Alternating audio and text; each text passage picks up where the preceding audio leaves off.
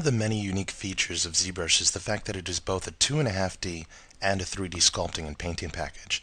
Now, as we move through tutorials, this divide between 2.5D and 3D will become more clear and apparent to you, but I'd just like to show you a little bit of both right now. So again, I'm in my Start menu, and I'm going to go ahead and click the Escape button so I can move into a blank canvas here inside ZBrush. Now, whether you're using a mouse or a pen tablet like I am, if you go ahead and click inside the canvas, you're going to start laying down pixels. Now, you'll notice that this inherently looks somewhat 2D, as if we're drawing on a canvas in another program, maybe like Photoshop. But what's very unique about this is even though that we are painting these pixels onto the canvas, we are painting them with depth. You can see that there's a little bit of shadowing going on here. And if I hold down the Alt key, I can actually carve into this surface. So you can build this elevation up and then hold Alt to carve in. So I'm going to show you your first keyboard shortcut by holding down Control and then pressing the N key. And that'll go ahead and clear my canvas so that I can start painting a clean new canvas. So again, Control and N. And just like many digital programs, if you go ahead and press Control Z, that's your undo key.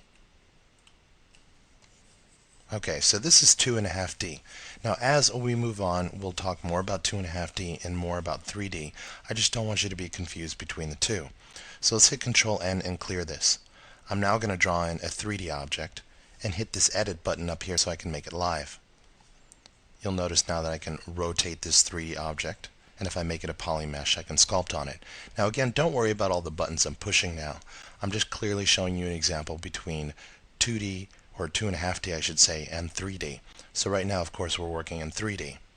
I can drop this model to canvas by hitting the Edit button again, and now it's been dropped, which means I can't rotate it anymore, but I can draw in other ones. Again, now I'm in 2.5D. What's very unique about 2.5D is we're almost not limited by any of our poly count. I can draw in millions and billions of these and not ever get a slowdown in speed, which is very, very unique. I can even switch back to my simple standard brush and then do some additional sculpting, or hold down the Alt key and carve in. So again, if you're new to ZBrush and you're familiar with other 3D packages, this concept of 2.5D versus 3D might be a little bit foreign to you, but it's a simple concept to understand, and as we move forward we'll understand it fully. So again, I'll hit Control N to clear my canvas.